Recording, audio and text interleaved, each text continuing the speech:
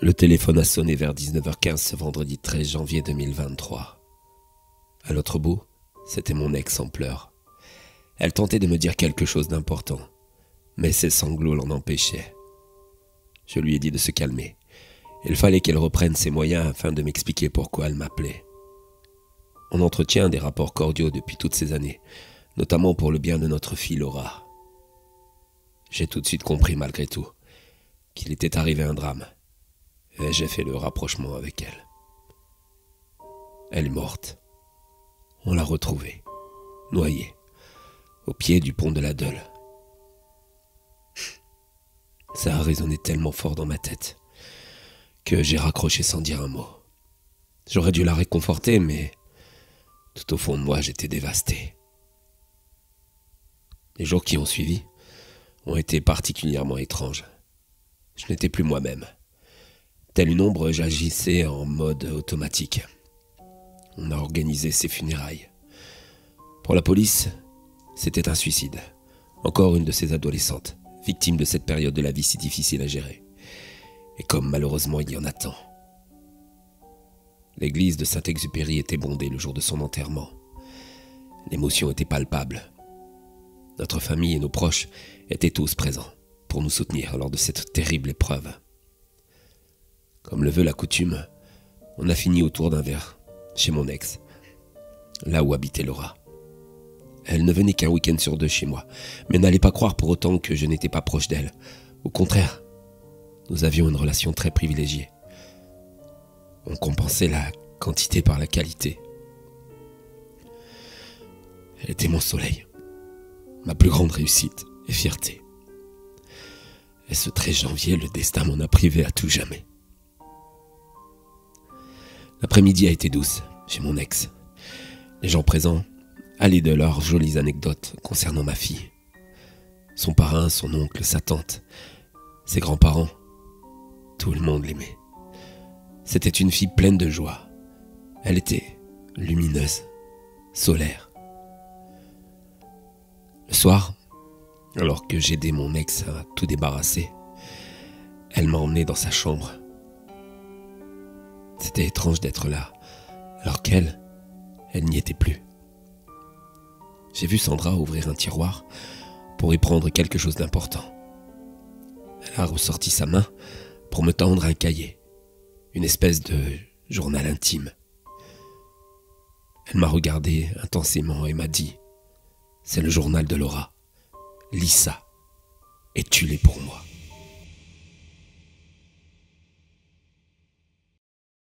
Il y a quelque chose de gênant de lire le journal intime de sa défunte fille. Mais vu ce que m'avait dit Sandra, il était hors de question d'en perdre une miette. J'ai appris par le biais de ce dernier que la vie d'une jeune fille de 16 ans n'était pas simple de nos jours. Le monde qui nous entoure et qui nous semble civilisé ne l'est en fait absolument pas.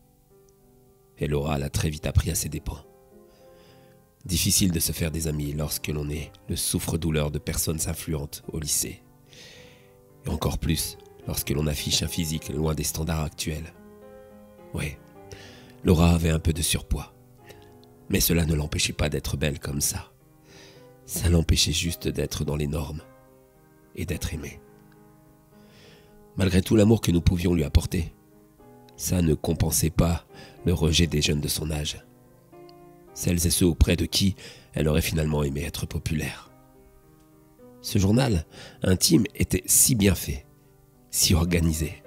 Ça lui ressemblait tant. Au début, on y trouvait ses états d'âme. Mais très vite, j'ai pu y lire 4 chapitres, dont chacun portait le nom d'une personne. 4 noms, où elle détaillait chaque acte de violence verbale ou physique qu'elle avait reçu de la principale ou du principal intéressé. Il y en avait des pages entières. Tellement de pages, tellement d'actes. Ce qui au départ était des moqueries s'est transformé finalement en acharnement, en harcèlement. Ouais, le mot est lâché. Harcelé. Ma fille si douce, si innocente, était harcelée. J'ai tout lu. J'y ai passé des heures entières à ressentir ses douleurs, son désespoir. mais c'était vraiment utile. Il me fallait bien ça pour élaborer mon plan.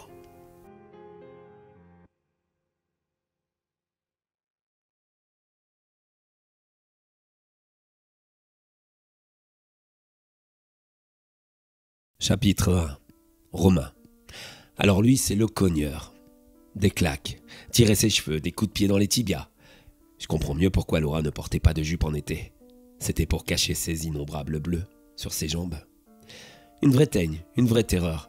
Et pourtant, je me souviens de son air apeuré lorsqu'il s'est réveillé dans sa pièce personnelle. C'était si satisfaisant. Par un ingénieux piège, j'ai bloqué sa jambe droite et son bras gauche. Dans sa main droite libérée, il tenait le moyen de se défaire de ce piège. Je me suis adressé alors à lui, à travers un haut-parleur, et voilà ce que je lui ai dit.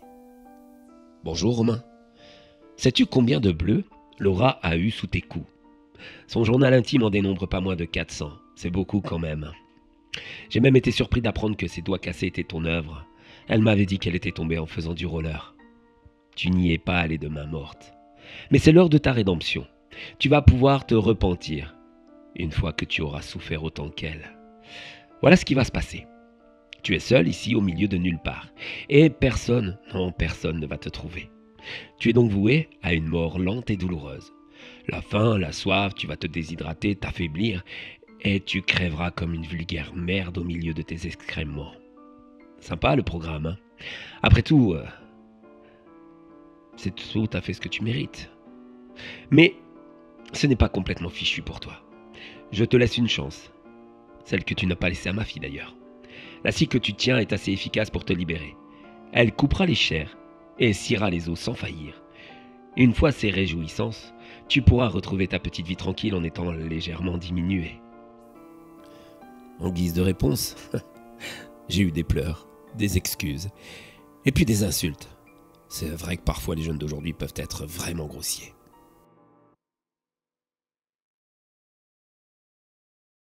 Chapitre 2. Sophia. L'être humain peut être d'une complexité terrible, vous savez. Prenez l'exemple de cette Sophia. Une beauté parfaite, un corps vraiment bien fait, qu'elle exhibe d'ailleurs fièrement. Un très joli visage, reflet de l'esthétisme d'aujourd'hui, des faux sourcils, un visage tiré, des lèvres plus que pulpeuses, un physique qui lui confère toute l'admiration des hommes mais aussi des femmes. Et un intérieur, plus que dégueulasse, plus qu'horrible. Un condensé d'égocentrisme, de nombrilisme, une petite fille gâtée à la langue de vipère. Sa spécialité à elle, rabaisser toutes celles qui lui sont inférieures physiquement, notamment sur la beauté. Elle passe alors maîtresse en la matière et sort des atrocités innommables. Bien sûr, Laura n'y a pas échappé. Oh que non. Pensez donc, une jeune fille de 16 ans avec quelques rondeurs, un style simple. Les mots sonnent fort. De boudin, grosse et laide, sans style, t'auras jamais de mec. Ah, même la chirurgie ne peut rien pour toi, tu es si dégueulasse. À ta place, je me foutrais en l'air. Abrège tes souffrances, voir cette gueule tous les matins, c'est une torture, non ? Des mots, des vilains mots, écœurants, répétés chaque jour, parfois chaque fois qu'elle croisait ma fille. Quand j'ai pris la parole, alors qu'elle s'est réveillée à peine, je lui ai dit « Ma fille Laura a écrit dans son journal intime le soir du 17 novembre 2022 pourquoi la vie est si cruelle, si injuste. Sophia est tellement belle alors que c'est une personne si détestable, et moi je suis laide, grosse alors que j'essaye d'être une bonne personne. C'est vraiment trop injuste. Parfois j'en viens à me dire que c'est elle qui a raison, lorsqu'elle me conseille d'en finir. Jamais rien de bon ne m'arrivera. Je te félicite, Sophia. Ta méchanceté n'a d'égal que ta beauté. Comme tu peux le voir, tu es enfermée dans ce cachot. Il n'y a qu'une seule sortie, par ce petit conduit là devant toi. Bon, je préfère te dire que ce ne sera pas simple. Ramper sur du verre pilé, éviter les barbelés, sur des dizaines de mètres. Ce seront des blessures qui ne te tueront pas, mais qui vont marquer à tout jamais ta plastique si parfaite. À ton tour ainsi, tu deviendras laide. Mais tu seras en vie. Le choix t'appartient, Sophia. Soit tu meurs belle, soit tu vis laide.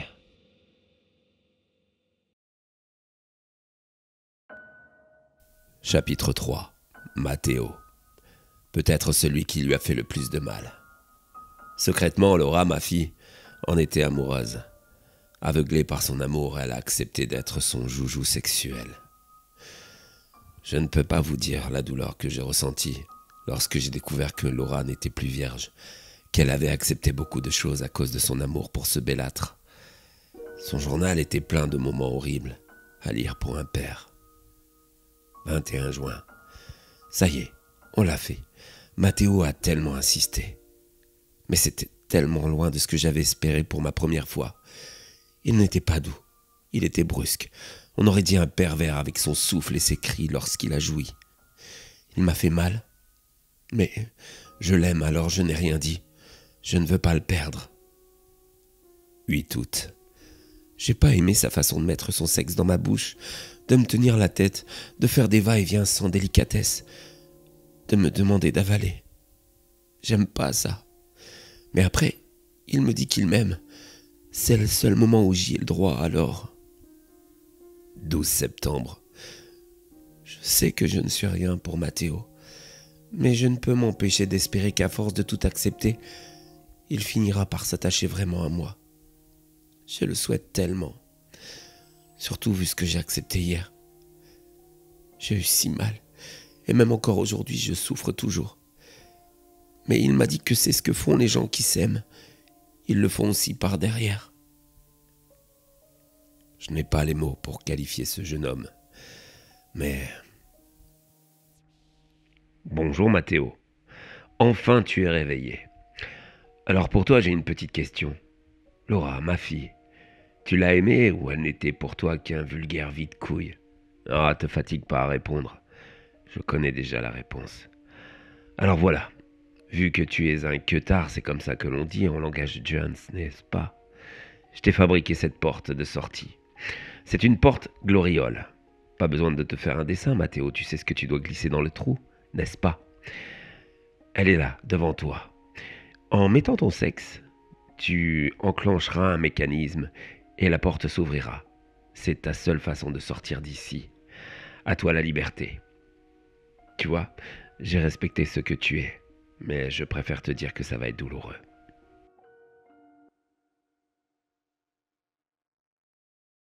Chapitre 4. Louane, sa bestie comme on dit, sa soi-disant meilleure amie, celle qui lui prodiguait que des bons conseils. Malheureusement, c'est ainsi que Laura l'apercevait. Elle n'a pas su lire en elle. Elle écoutait, et elle était certaine de sa bienveillance à son égard. Mais il n'en était rien. Tu devrais faire ce que te demande Mathéo. Je suis sûr que secrètement il t'aime. Tu sais, Sophia n'est pas si méchante que ça. C'est juste qu'elle est si belle. Et puis je pense que tout ce qu'elle te dit, c'est pour te motiver à changer. Oh, tu sais, Romain est violent, avec toi. Mais ce n'est pas de sa faute. Je pense que c'est un enfant battu. Il refoule cette violence qu'il a eue en lui. Pas de chance, tu es son souffre-douleur. Des conseils plus mauvais les uns que les autres, n'est-ce pas? N'en parle pas à tes parents. Ça mènerait que des ennuis. Ne parle pas au proviseur, ça le mettrait dans une très mauvaise position. Tu as raison de manger. La bouffe, c'est la vie. Mais non, tu n'es pas grosse, t'es super belle. Je comprends ton mal-être, Laura. Moi seul sais à quel point tu souffres. Tu sais, pour certaines personnes, la vie est cruelle. Et parfois, il faut se poser la question de savoir si elle vaut vraiment la peine d'être vécue. C'est ça, Louane. Dis-lui de se tuer pendant que tu y es. Sa bouche ne s'ouvrait que pour enfoncer un peu plus ma fille. Elle n'entendait pas ses souffrances. Elle ne l'écoutait pas. Ce casque a été plutôt difficile à élaborer, mais j'en suis très fier. Salut la bestie de Laura. Tu as certainement le système le plus facile à libérer. Le casque s'ouvrira si tu appuies sur le bouton, sur le côté au niveau de ta joue droite. Tu te demandes sûrement pourquoi tu as les oreilles et la langue coincée. À part. C'est parce que tu n'as jamais vraiment écouté ma fille et que dès que tu l'ouvrais, c'était pour lui dire de la merde. Alors, libère-toi de tout ça.